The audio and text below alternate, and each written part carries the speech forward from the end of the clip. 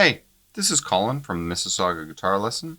I'm going to be going over Gotta Be Patient, originally by Stay Homos, but I'll be going over the cover that Michael Bublé and the Barenaked Ladies do. The trickiest part of this is probably the rhythm, so I'm going to start off with that. I'm just going to hold a G chord as an example.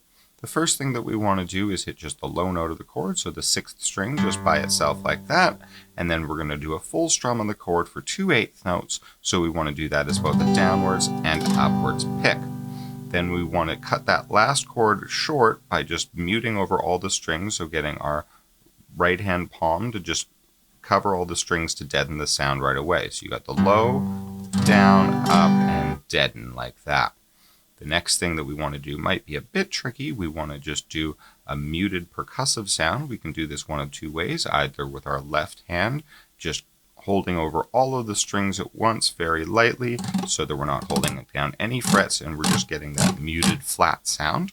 We could also do this with our right hand, again with our palm, just covering over all of the strings while we pick so we can get that muted flat sound.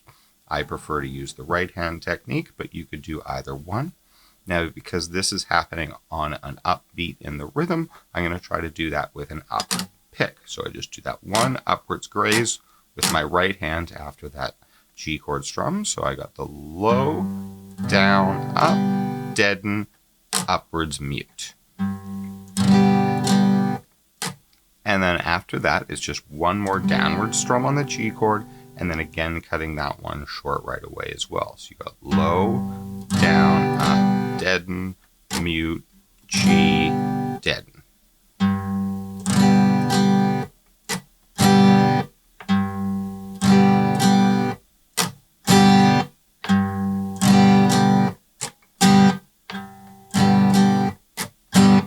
And then that's the essential rhythm that we're using throughout the song. You're going to do that rhythm pretty much 2 times on every chord as we go through it. The next thing that we're going to go over is the chord pattern itself.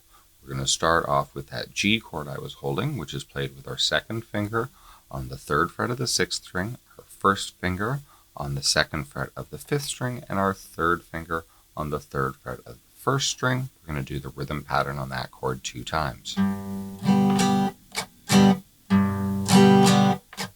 Then we're going to move over to our E minor chord. We're going to try to hold down our index finger while moving our 2nd finger to the 2nd fret of the 4th string and taking off our 3rd finger. We're going to do the rhythm pattern there 2 times as well. The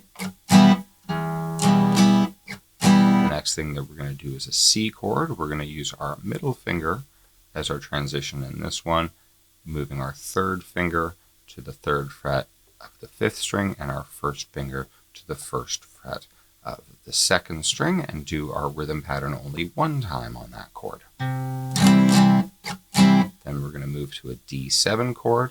We're going to use our index finger to pivot on this one, keeping your index finger down, moving our middle finger to the 2nd fret on the 3rd string, and then our 3rd finger to the 2nd fret on the 1st string.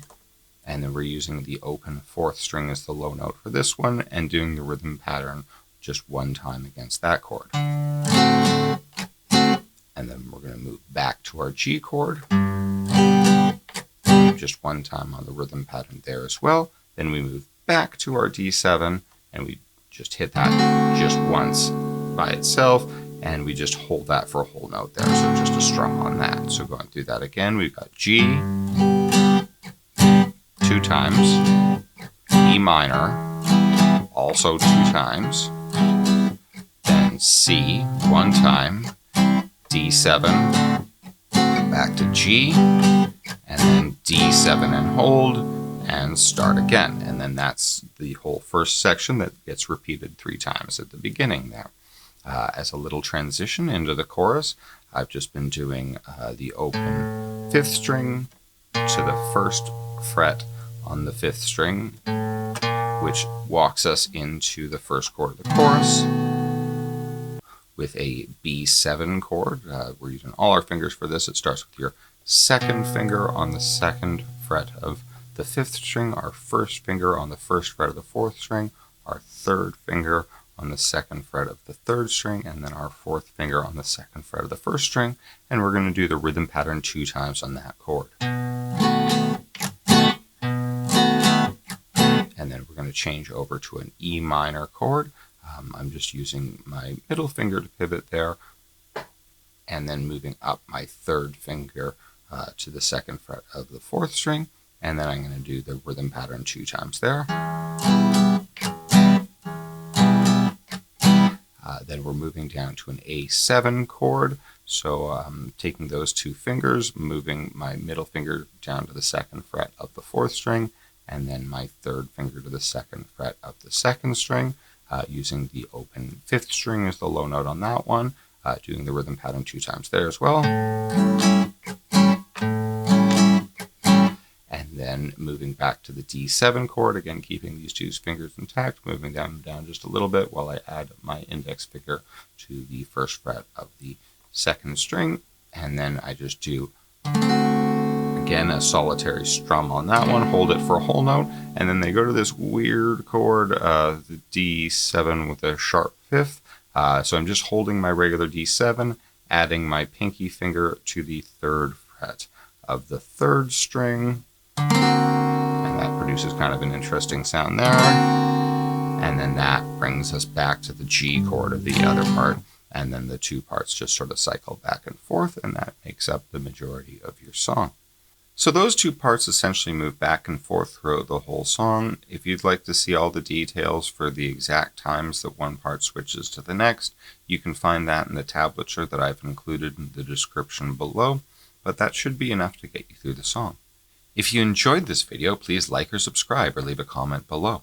If you'd be interested in taking lessons with me, I am available for one-on-one Skype classes. You can get in contact with me by visiting my website listed in the description below, where I'll also be leaving a link to the tab for the song we just went over. Take care.